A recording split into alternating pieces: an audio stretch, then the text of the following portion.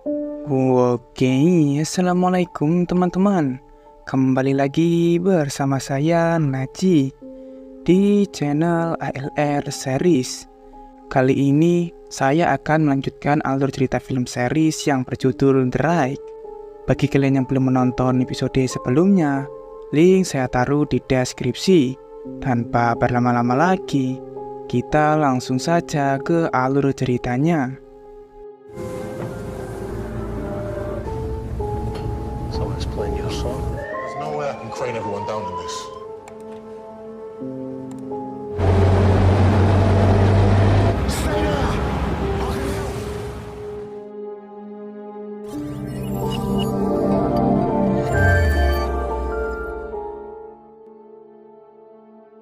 Season 1 episode 2. Awal episode diperlihatkan Bas sudah siuman dan sudah ada Rose di hadapannya. Rose menanyakan apakah Bas masih ingat soal perkataannya saat itu, yaitu mengatakan sudah dimulai. Namun Bas tak mengingatnya. Dia hanya mengingat kala itu sebelum turun dari menara, dia melihat ke arah laut ada sesuatu di sana. Kemudian dia mendengar ada suara yang kini terus ada di benaknya. Tiba-tiba, Bas berperilaku aneh kepada Kate yang hendak mengambil sampel darahnya. Dia berkata, ada sesuatu di luar sana yang akan datang, sebuah gelombang ombak. Dan film The Ride season 1 episode 2 baru saja dimulai.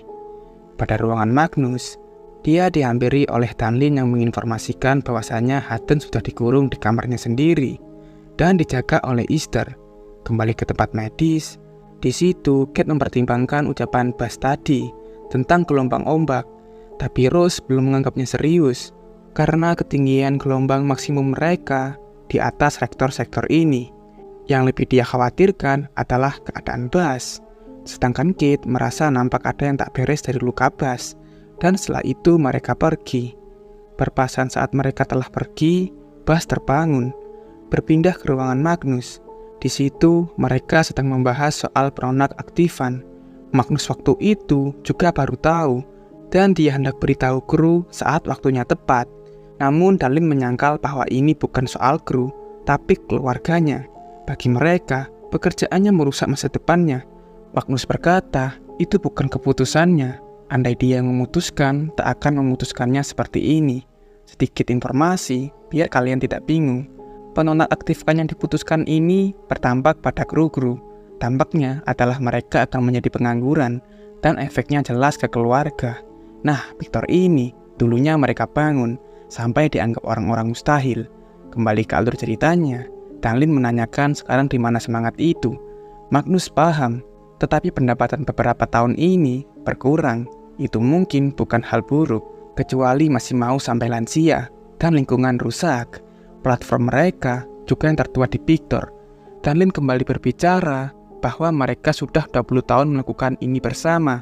Magnus pun langsung menyaut dengan mengatakan seharusnya dia tahu cara kerjanya. Berpindah posisi ke ruangan santai. Mereka juga membahas tentang guncangan sebelumnya. Mereka mengira itu berasal dari gunung berapi Islandia. Namun kata Rose, itu tidak mungkin karena terlalu jauh. Dek di sana menanyakan apa yang terjadi dengan Bas kepada Alwyn. Alwyn menjawab bahwa Bas saat itu terlihat kesulitan bernapas. Tapi dia sangat heran, kenapa Bas masih bisa bangun dengan keadaan seperti itu.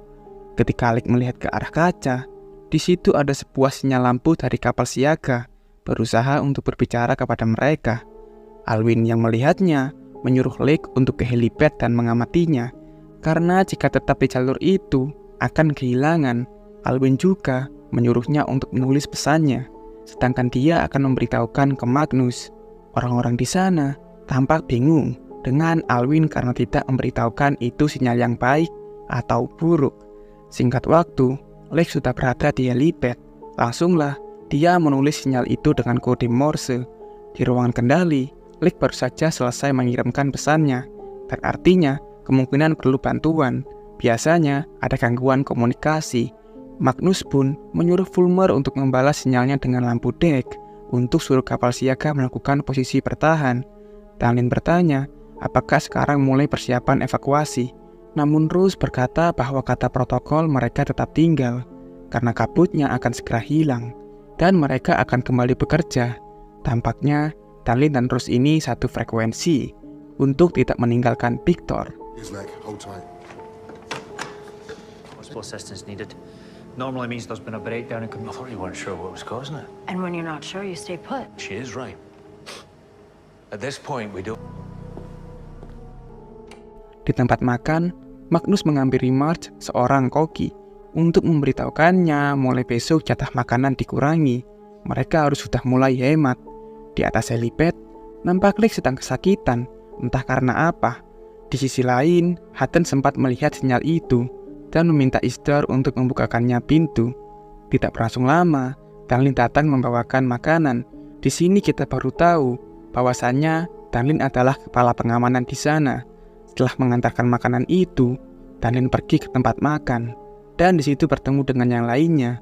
Dia mengatakan jika kapal siaga sudah disuruh untuk pasang posisi bertahan, seharusnya akan aman.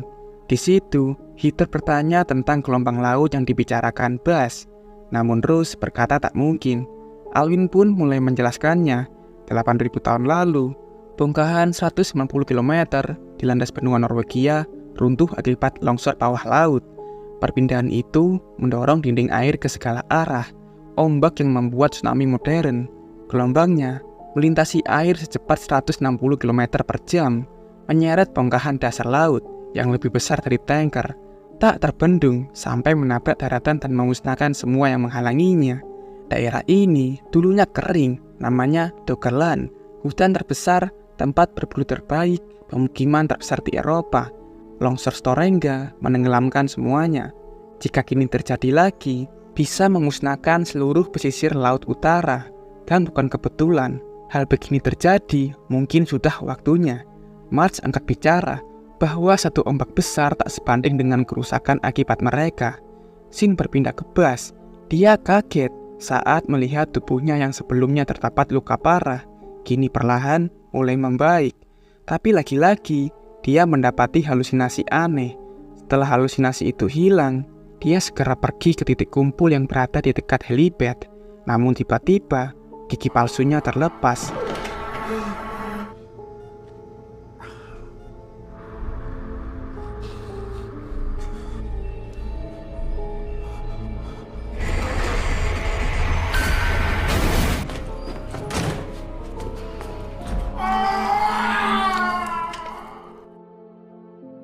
Berpindah ke Magnus.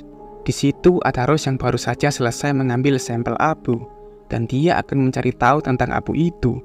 Untuk berjaga-jaga, Rose meminta agar sebaiknya semua tetap di dalam. Di situ nampak Fulmer yang juga datang ke tempatnya untuk memberitahukan tentang kapal siaga yang mulai mendekati ke posisi bertahan. Namun tak ada informasi lebih lanjut. Mereka terputus tanpa radar atau apapun. Ketika tadi mereka menggunakan lampu untuk berbicara dengan kapal siaga, sepertinya sinyalnya tak terlihat oleh mereka karena mungkin adanya kabut yang sangat tebal. Jika pendekatan mereka salah, bisa-bisa malah menabrak Victor. Fulmer pun meminta untuk segera pergi dari sini. Namun Rose tidak setuju dengan Fulmer. Belum saja masalah itu selesai, timbul lagi masalah bahwa Bas hilang. Magnus pun menyuruh Kate untuk mencarinya dan memintanya untuk merahasiakannya dulu ke orang-orang. Berganti scene ke Bas yang sudah sampai ke tempat tujuan, tapi Alwyn berhasil menemukannya dan menanyakan keadaannya. Bas berkata bahwa banyak suara di benaknya, namun bukan dari pikirannya. Sepertinya ingin mencoba menunjukkan sesuatu. Dia sangat menyesal tak mati saja waktu itu. Lagi dan lagi, halusinasinya kambuh, lalu pergi meninggalkan Alwyn. Terlihat, Lex berada di ruang medis. Karena tak ada keberadaan Kate, dia mengambil salah satu alkohol di sana, lalu dibawa ke kamarnya dan meminumnya. Ketika hendak mandi, tato yang ia miliki nampak luntur, juga seluruh badannya yang lagi-lagi terasa sakit. Tapi sekarang lebih parah. Pindah ke Hutton, karena tak dibukakan pintu, dia nekat untuk pergi lewat jendela luar. Di lain sisi, terlihat Heather hendak memberikan makanan kepada Lex. Namun dia terkejut melihat Lex. Langsunglah ia memberitahukan itu ke Danlin. Saat sudah sampai, sayang sekali Lex sudah tidak bisa diselamatkan. Kate menduga mungkin karena terlalu lama di luar, dan mereka bingung kenapa tato Lake bisa pudar. Tidak berlangsung lama, Tanlin datang menemukan gigi palsu Buzz. Rose langsung berasumsi bahwa tubuh mereka sepertinya menolak senyawa anorganik, bisa jadi karena abu, dan dia akan segera menganalisisnya. Mengetahui itu, Magnus menyuruh Tanlin untuk memastikan bahwa tak ada orang di luar. Scene berpindah ke ruang kendali. Fulmer melihat adanya sinyal lampu di luar, namun Alwyn mengatakan itu bukan dari kapal siaga. Fulmer kembali mengamati, ternyata berasal dari bawah, yang seharusnya tak ada orang. Melihat itu, mereka berdua segera memeriksanya. Di luar, mereka mulai memeriksanya, dan ternyata mereka dijebak oleh Hutton. Lalu dia langsung masuk, juga mengunci pintunya. Heather sempat berpapasan dengan Hutton, tapi dia tak tahu bahwa Hutton sebelumnya sedang dikurung. Dilihatkan, Rose sudah mulai menelitinya, tapi Tanlin datang mengatakan jika Alwyn dan Fulmer tak ada di dalam. Jadi di ruang kendali tak ada siapapun. Mendapati itu, Magnus segera ke ruangan kendali. Di luar, Fulmer tak sengaja terjepit, dan tangannya berdarah. Pada ruangan kendali, Hutton telah sampai. Lalu ia mulai memberikan sinyal SOS kepada kapal siaga. Fulmer yang melihatnya segera menuju ruang kendali. Namun bisa kita ketahui, ruangan itu terkunci. Alwyn di situ menyuruh Fulmer untuk di sana, dan dia akan ke atas untuk memeriksa jalan lainnya. Cuaca di luar kini terlihat kabut abu sudah mulai berkurang. Setelah berkali-kali memanggil, akhirnya pintu itu dibuka. Fulmer mengatakan bahwasannya ada seseorang yang mengganti pesannya dengan SOS, membuat kapal siaga kini melaju cepat dan bisa saja menabrak mereka. Heather di situ berkata bahwa tadi dia bertemu Hutton. Mendengar jika itu Hutton, langsunglah mereka ke ruang kendali. Sebelum ke sana, Rose melihat tangan Fulmer terluka. Namun Fulmer bilang baik-baik saja. Setelah mereka sampai ke ruang kendali, Tanlin berusaha untuk menghentikannya. Tapi Hutton ini malah merasa dia yang paling benar, karena tujuannya ingin menyelamatkan semua orang. Dia belum tahu bahwa itu malah akan mengancam mereka. Tidak hanya itu, Hutton juga menyalakan alarm untuk persiapan evakuasi. Alhasil, semua orang siap-siap. Tanlin lagi-lagi berusaha untuk mengambil kunci alarmnya. Karena sudah terlambat, Hutton pun memberikannya. Lalu Fulmer mematikan alarmnya. Merasa rencananya sudah selesai, Hutton pun pergi. Selepas dia pergi, Magnus menyuruh Fulmer untuk memberikan sinyal perubahan arah kepada kapal siaga. Saat itu, Fulmer baru ingat jika Alwyn masih di luar. Magnus pun langsung menggunakan pengeras suara untuk menyuruh Alwyn kembali. Alwyn yang melihat Buzz di bawah, memilih untuk menghampiri Buzz. Khawatir kepada Alwyn, Tanlin pergi menjemputnya. Di bawah, Alwyn sedang berusaha membujuk Buzz untuk kembali. Buzz berkata, tak bisa. Tepat di belakang mereka, kapal siaga sudah dekat. Karena Alwyn terus memaksanya untuk kembali, tiba-tiba Buzz menyerangnya, hingga mulut Alwyn mengeluarkan air. Di situ, Tanlin baru saja sampai, lalu menenangkan Buzz. Dan tiba-tiba... The spider deck's gonna get swamped. Driver, stop. Stay there. I can help. Untungnya, kapal itu tak menabrak, dan Magnus baru saja datang. Dia berusaha untuk menyelamatkan Alwyn. Tidak lupa, Tanlin juga memberitahukan jika Buzz yang menyerangnya. Belum lama, Kate tiba. Saat sedang memeriksanya, Kate berkata bahwa Alwyn telah tiada akibat tenggelam. Tanlin bingung, karena tadi Alwyn tak tenggelam, hanya diserang Buzz. Berganti ke Rose yang sedang meneliti abunya dengan menggunakan darahnya.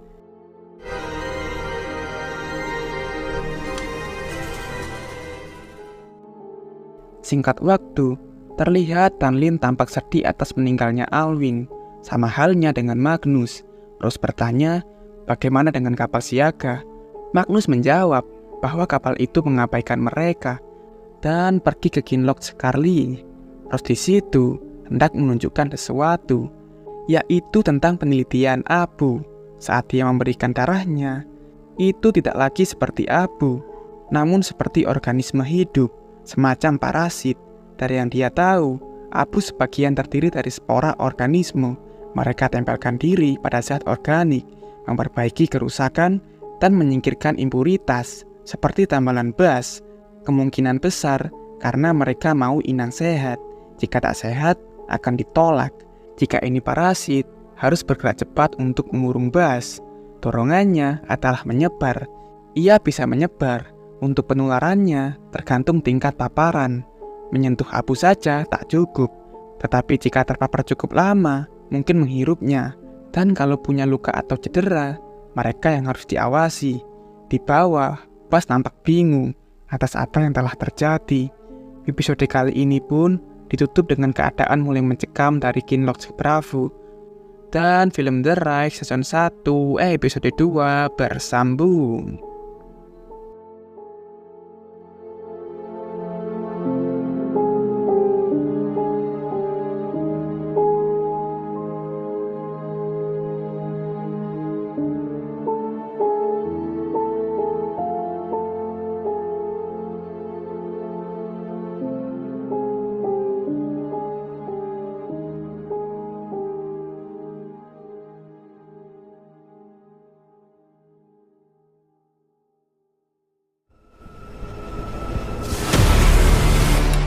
Probably gone. Yeah, stop. Start from the top. Work All back right, down. boys,